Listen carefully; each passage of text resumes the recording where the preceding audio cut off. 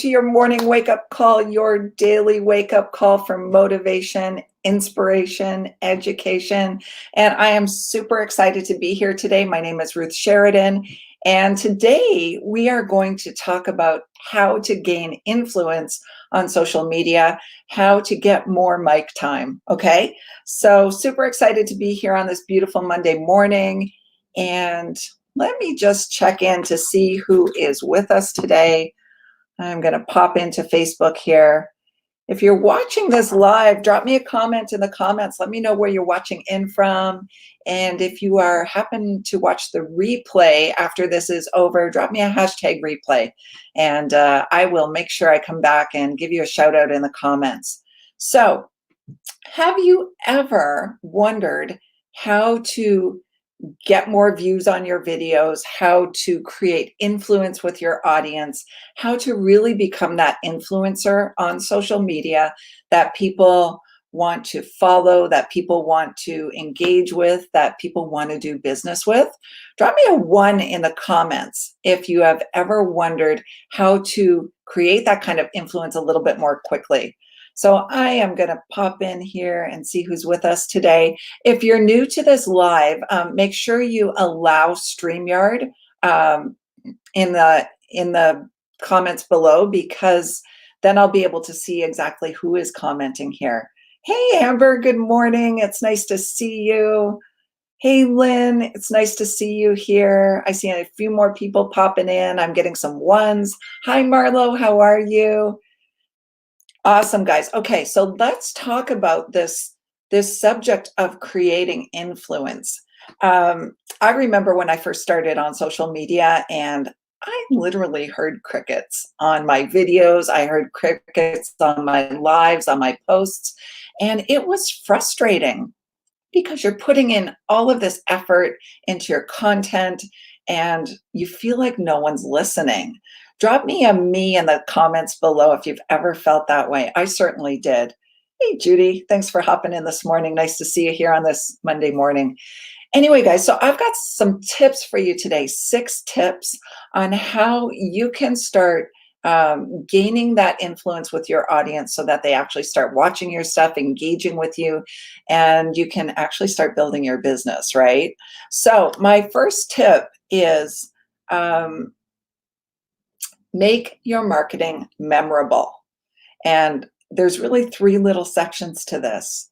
Because if you think about it, social media and the media in general, there's a lot of stuff out there, right?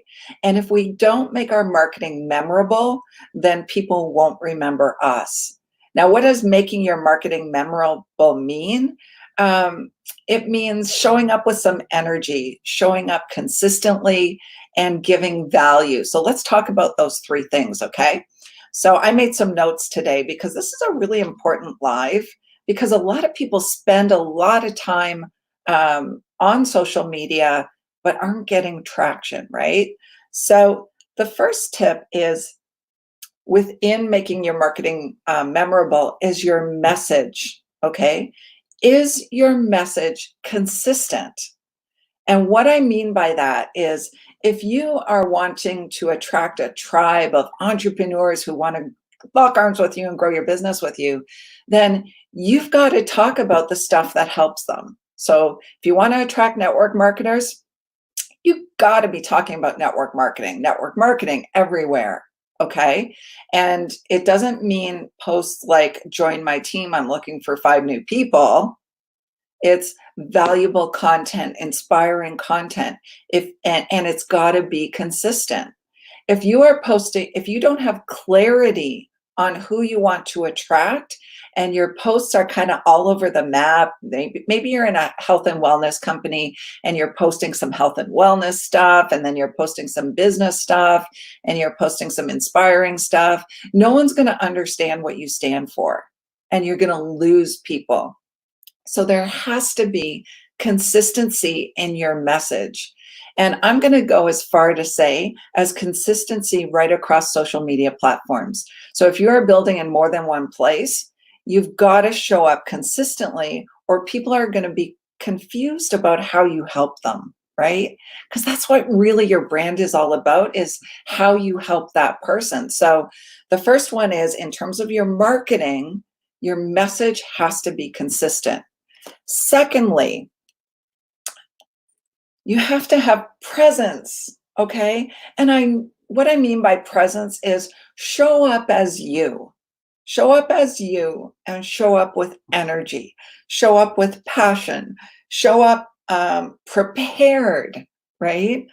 I remember when I was really, really busy, and it wasn't that long ago, there were some times that I showed up on my lives not totally prepared.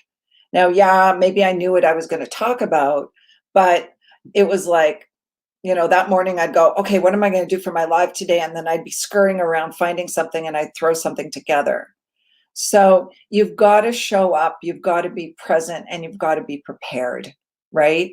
And you've got to be prepared to give really good value if you're going to capture an audience and keep them sticking with you. Okay. So your presence is important, and you've got to show up as you, right? Or you will come off as inauthentic.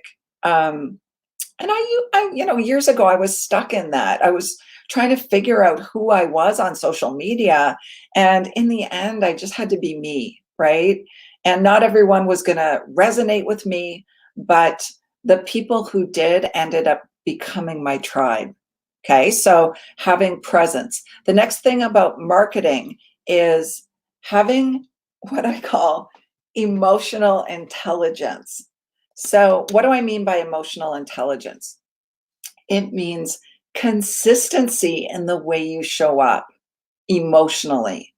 So, if you show up one day super, super high, and then the next day you show up really, really low, and then the next day you show up with sort of a moderate energy, and then the next day you're crying about something on social media, that is going to totally throw people off. Now, there's nothing wrong with telling people how you feel through a story, but if you're all over the map and one day you're angry and one day you're happy, people are going to think you're a whack job. Sorry, but it's the total truth, right? So show up with consistency. And it's so funny, guys, because for those of you who know me, I just stepped away from an extremely lucrative coaching position. And one of the things that sort of in my sort of little exit party, everyone said was that I always showed up with the same energy. It was calm, it was confident, and I really think that that's what allowed me to excel in that position. Was I always showed up the same way. I was calm, I was confident, and there weren't a lot of big waves in terms of my emotions that I showed. Not to say there weren't times that I felt stressed, or there were things going on inside.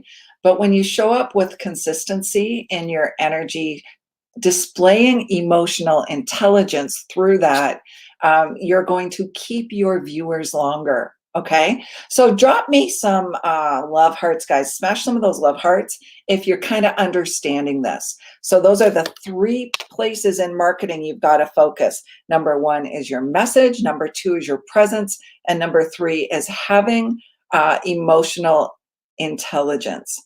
That's really meaning that you're strong enough to not let someone else's mood really influence you. Okay. Number 2, have catchy conversations. So what does this mean?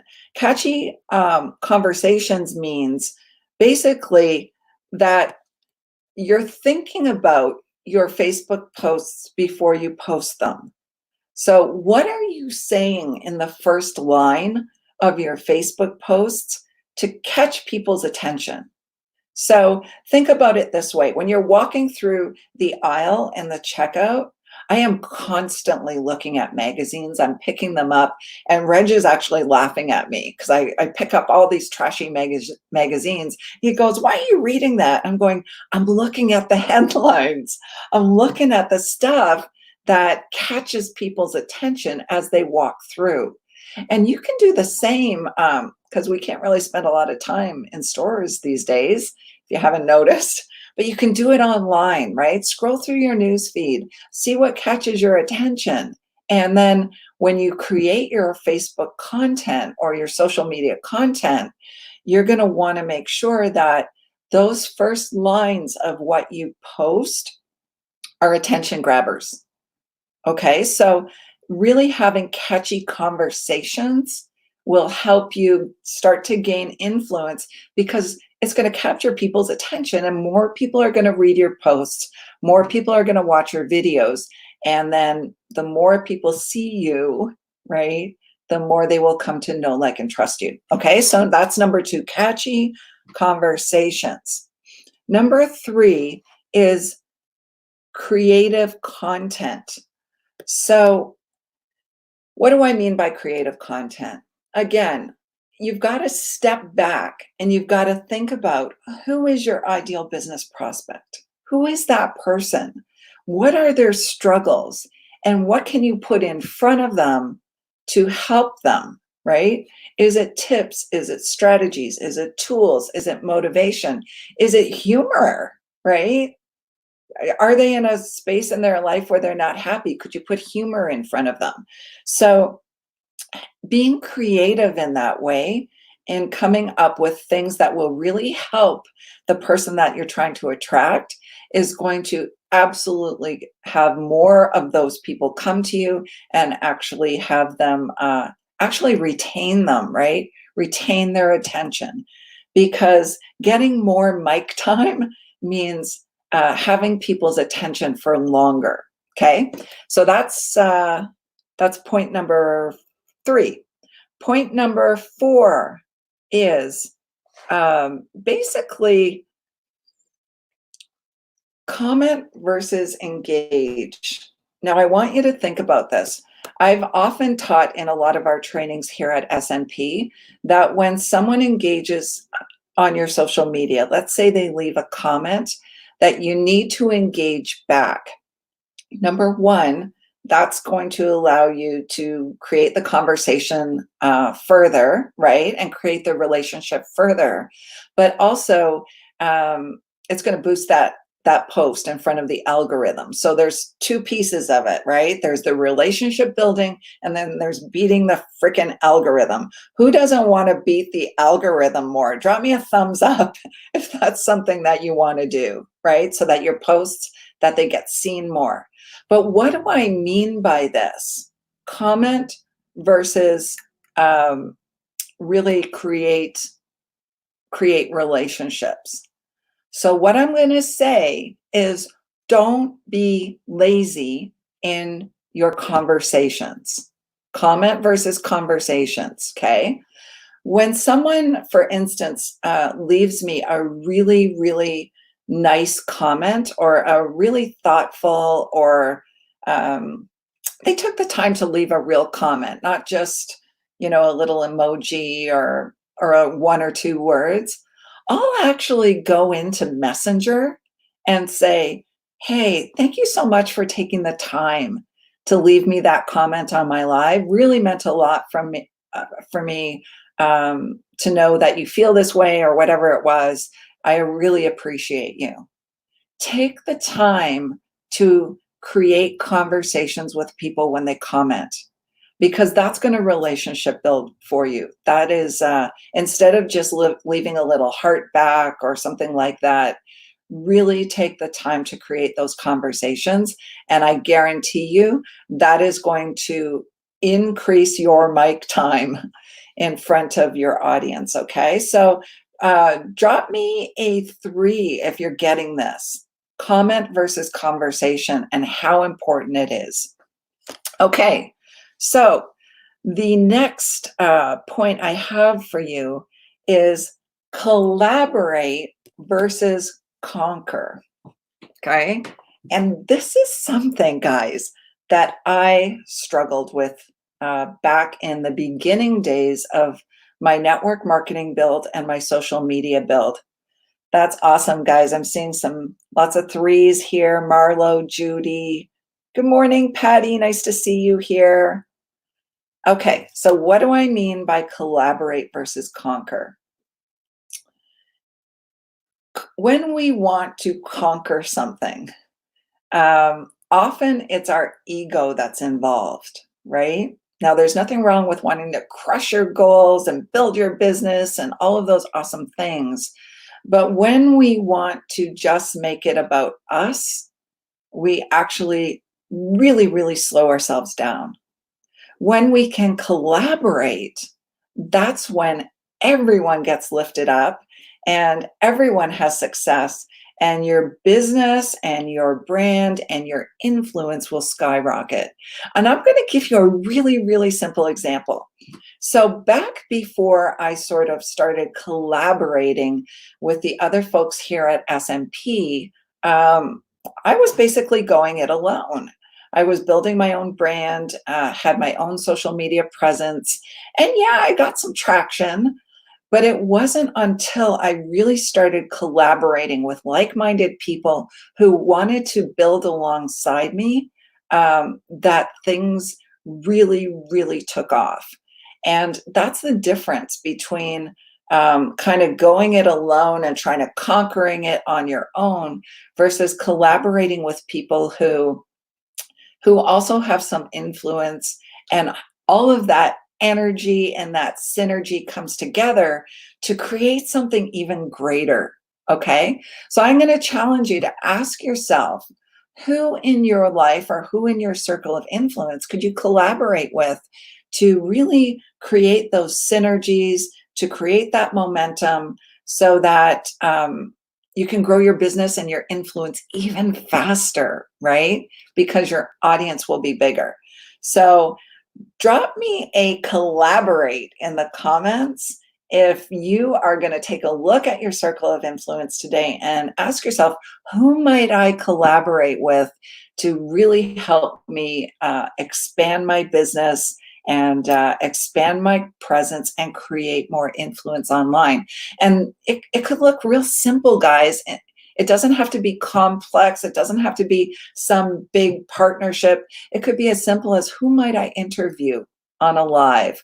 Who might I have interview me on a live? And create some influence in each other's audience, right? Could be as simple as that. That's awesome, guys. I'm seeing some collaborates from Patty, Judy. Awesome, ladies. Love it, love it. Okay, so now my last point is care versus flair. Okay.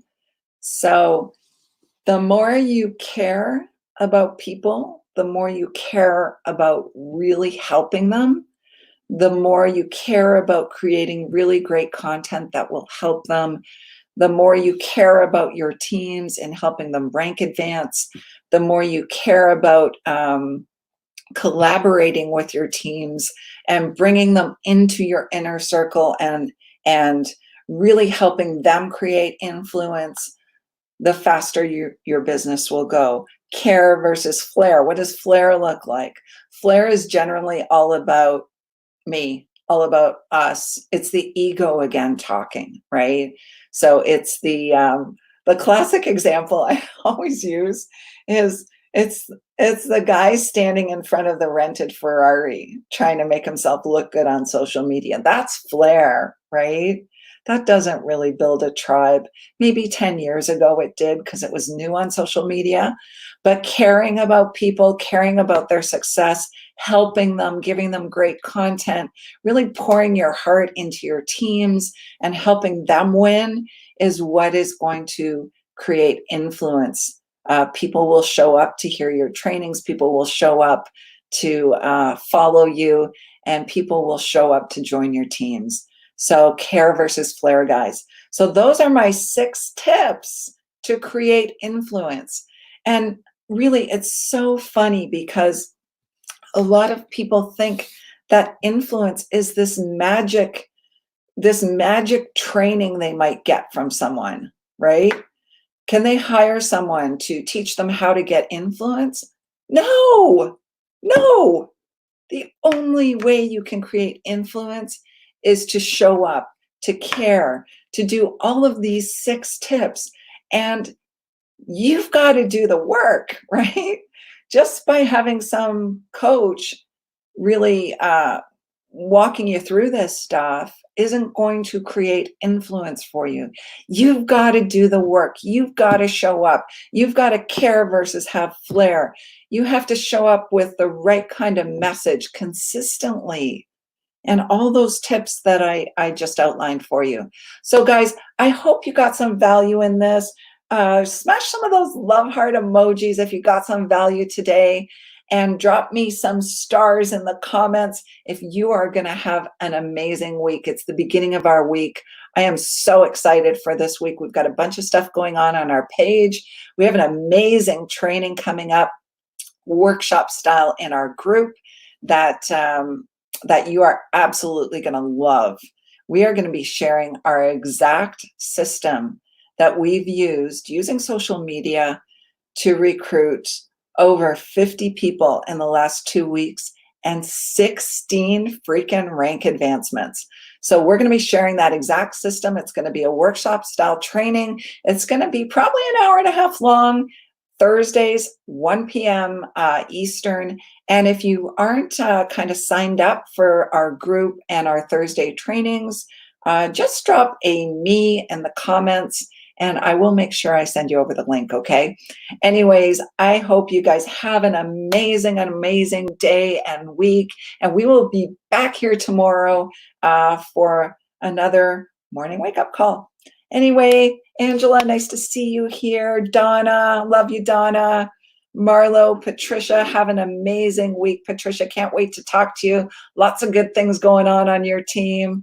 Judy, Patty, Lynn, Amber. Awesome, guys. Have an amazing week. We will be back again tomorrow. Bye for now. Mwah.